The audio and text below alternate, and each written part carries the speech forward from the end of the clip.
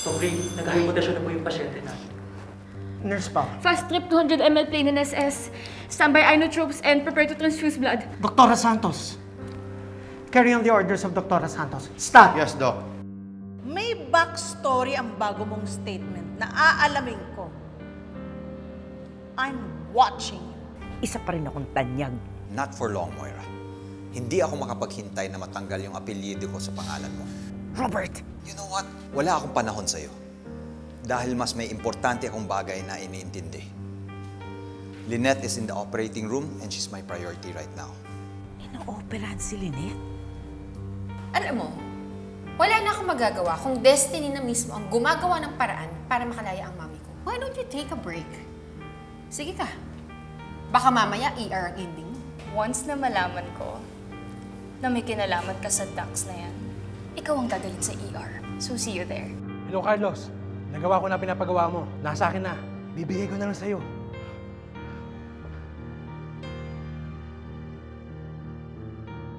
May kausap siyang Carlos. Hindi kasi Doc Benitez yun.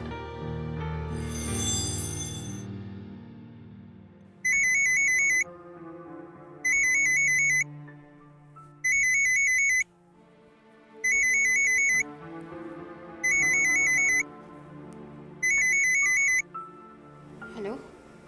Hello. Doc Babes.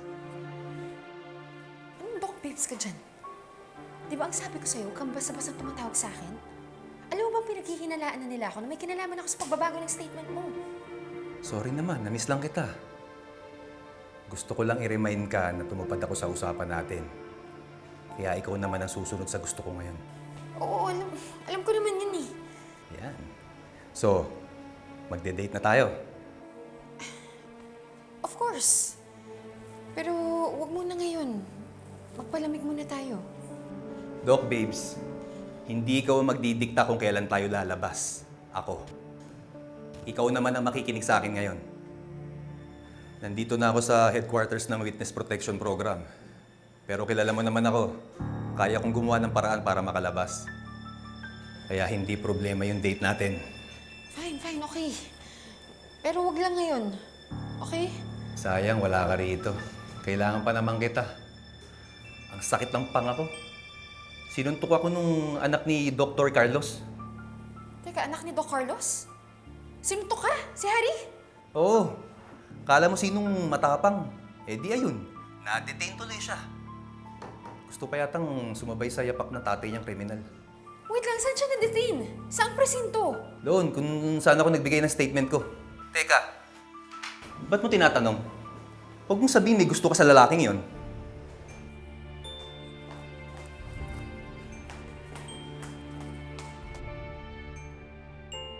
Hello? Zoe? Hello?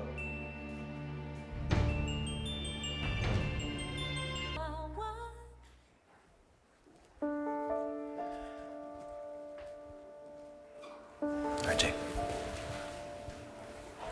Thank you. Pare, pasensya ka na kanina. Hindi. Ako ang dapat humingi ng pasensya sa'yo.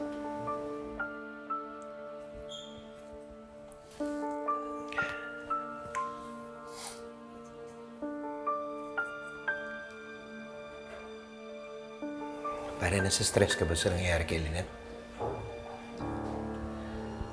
Hindi na maiinit ang ulo ko kung hindi ko na lang sana in-entertain yung tawag ni Moira. Nasira tuloy yung mood ko. Eh dapat yung attention ko kay Lynette lang eh.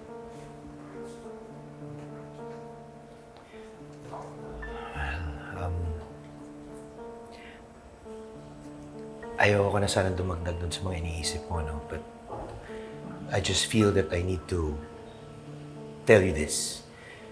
I mean, para sa'yo, para rin sa sarili ko. Bago nangyari ito kay Lynette,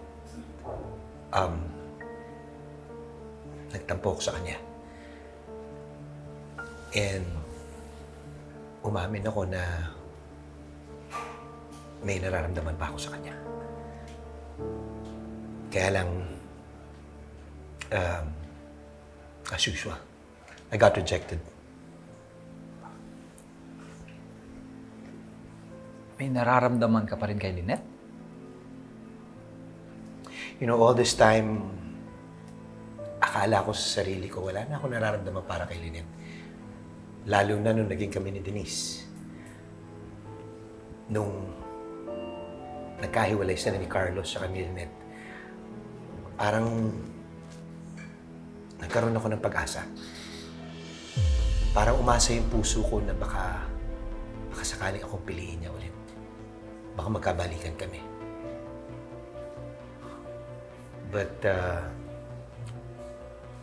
unfortunately, hindi mangyayari yun eh. Dahil ikaw pa rin ang mahal niya. Hindi kita maintindihan, Michael. Kung may nararamdaman ka pa kay Lynette, paano si Denise?